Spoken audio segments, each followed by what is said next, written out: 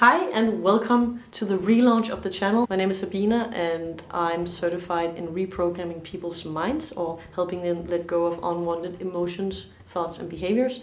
And I teach internationally both for MindFix, the Lefkoe Institute, and for my own company, My Mind Blooms. And today I want to talk about just an intro to why people feel introvert. Sometimes people, they feel like it's just a personality type. Introvert being that you feel drained around other people and you feel like you need to be alone to recharge.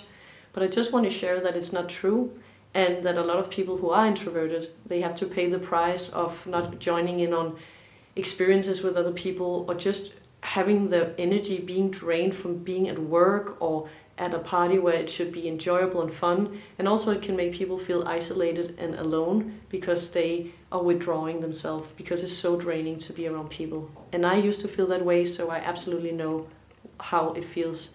And I just want to say that there's nothing wrong with being either introvert or outrovert, but this is just talking about it from a different perspective, because it's not your personality, it's just your mental programming, whether you're introvert or outrovert. And I just want to focus on introvert in this specific video.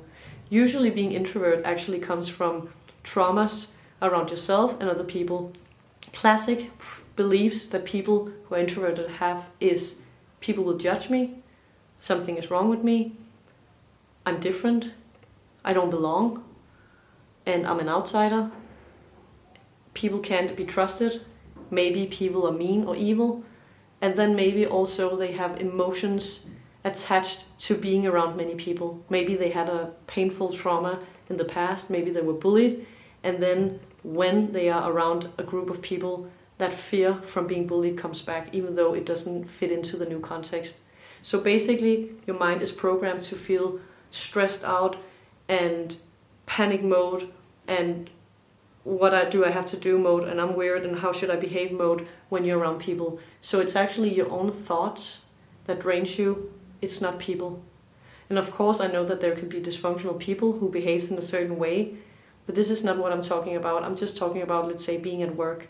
And even though we have people at workplace who might feel upset at times or speak a lot or whatever it is, or interrupt us sometimes, being drained usually comes from the internal conversation. So try to, next time you are around people, if you feel introverted or drained around people, to be curious and notice what is actually going on. What am I thinking? And I bet you will find that you think some negative things about yourself. You have negative expectations about how people perceive you. And those thoughts is not actually generated by you consciously. It's just old childhood trauma, old programs that are automatically reminding you of the past, because they're trying to still keep you safe. You can clear those things so that you don't feel drained around people or by yourself, so that you actually can have a balanced life, and so that negative events from the past do not have any more power over you. So you can go on that trip, or just the fact that you can come home from work and not feel like drained, to have your life force and your energy to actually do something that you love and you want to do. So to me, I think this is not about being wrong for being introverted. This is more about giving people the opportunity to know that it's not who they really are, and if it drains them or if it feels limiting, there is absolutely a way to get that shifted. And it doesn't require a whole lot. It's actually quite easy to both identify and find these things, and it's actually something anyone can learn if they're curious, learn to do for other people or for yourself, or of course someone like me or other people can help you do that. And I had no idea. I was of this idea that you are who you are, which is also a belief a lot of us have. So we don't even allow the option that it could be different, because we have tried to change in the past, but we failed every time. Or we have tried all sorts of treatment or therapy, but it didn't work. But I just have to say, as long as we don't pull out the seeds that creates the thoughts, there is no change. We can try to fight the thoughts, ignore them, try to meditate, to focus on watching the thoughts. We can try to journal to get calm. We can try to overwork ourselves or overfocus on something else. But the fact is, as long as the thoughts, negative thoughts about you and people and what they think about you are generated, it is draining. So why not just turn that off for good, so you don't even have to worry about it.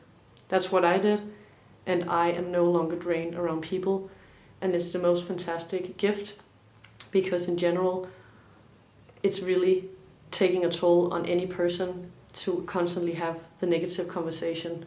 So if it's by yourself or by someone else, or when you're in a relationship, or when you look at yourself in the mirror, no matter where that negative conversation comes, it doesn't serve you, and it's not true, and it doesn't have to be there, and you're only one belief clearing away from having a very different life. So that was just the little intro video, and let me know what thoughts came up for you when you saw this, if you resonated with any of it, and of course if you really thought this is something that could change your life, or just something you're really intrigued by, you're more than welcome to just let me know. You can follow me on Instagram on My Mind Blooms. I'll leave a link down below, and you can get some more tips and insights that might change your life. It changed mine. So thank you for watching, and I'll see you soon. I love you. Bye.